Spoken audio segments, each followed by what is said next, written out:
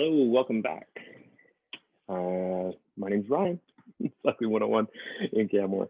Wanted to chat a little bit today about play. Um, yeah, play. Sounds like a thing that your kids do or that you did as a kid. And play is very, very, very important. Play is something that, as I get older, realize that play puts us in a different mindset. It puts us in a different physical space. So today, I just wanted to share with everyone just the concept of play and how it pertains to good mental and physical health, and how it can be integrated into a really good training plan or training program, regardless of what it is that you're training for.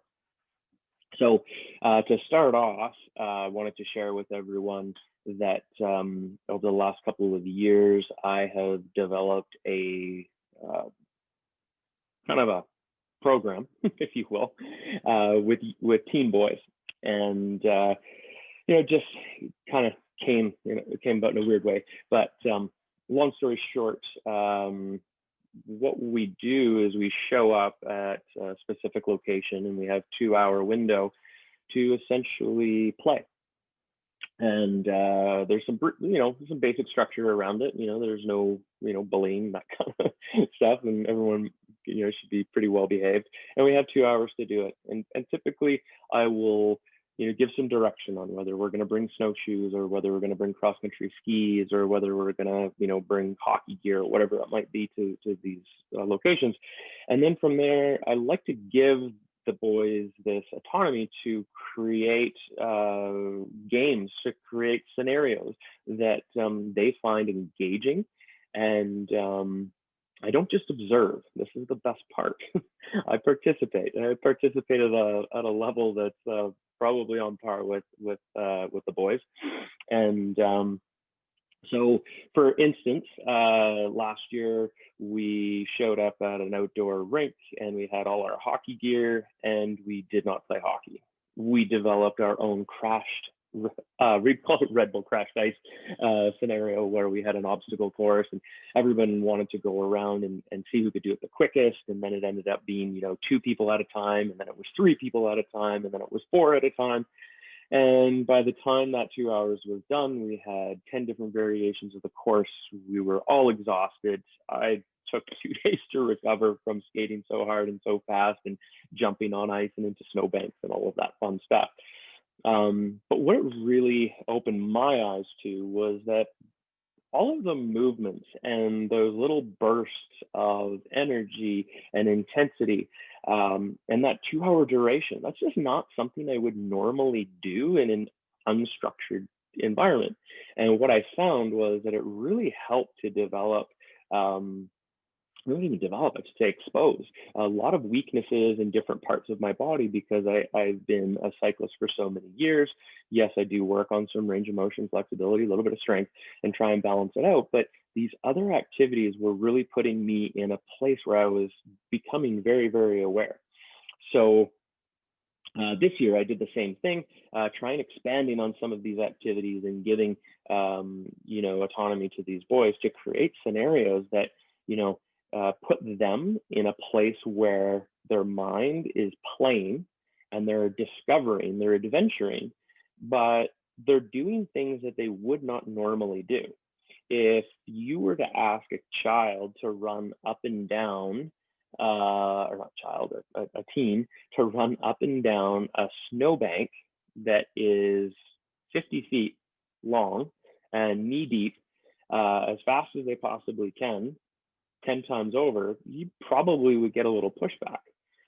But when it involves sliding down and climbing back up and sliding down and coming back up, or flipping or doing all kinds of other things, this play really disguises physical activity and never puts their minds in a place of, oh, this is laborious, this is like schoolwork, this is hard.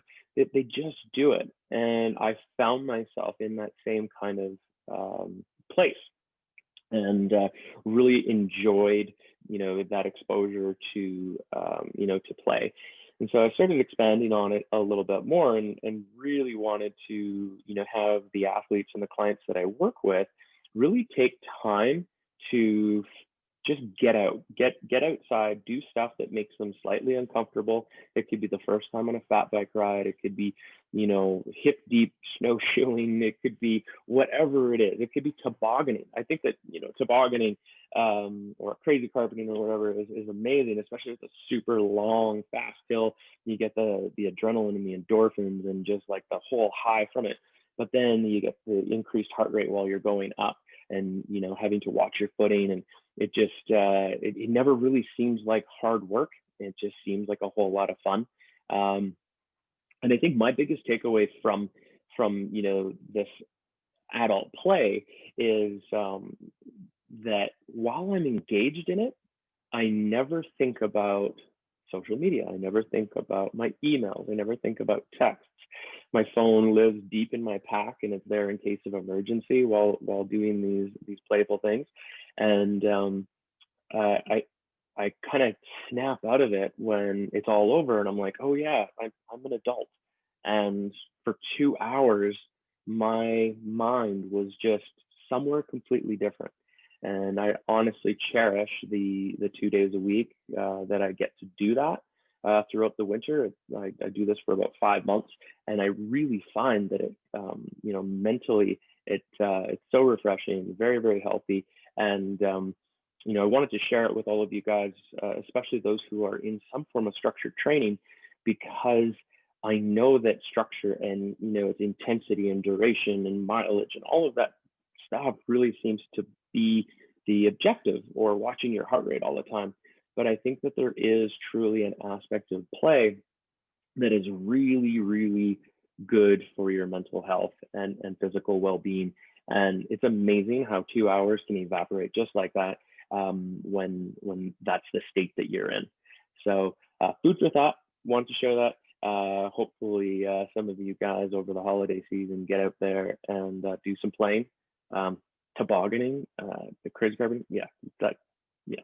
Well, one of the best little mental and physical escapes. So, anyways, thank you for listening, and we'll see you next time.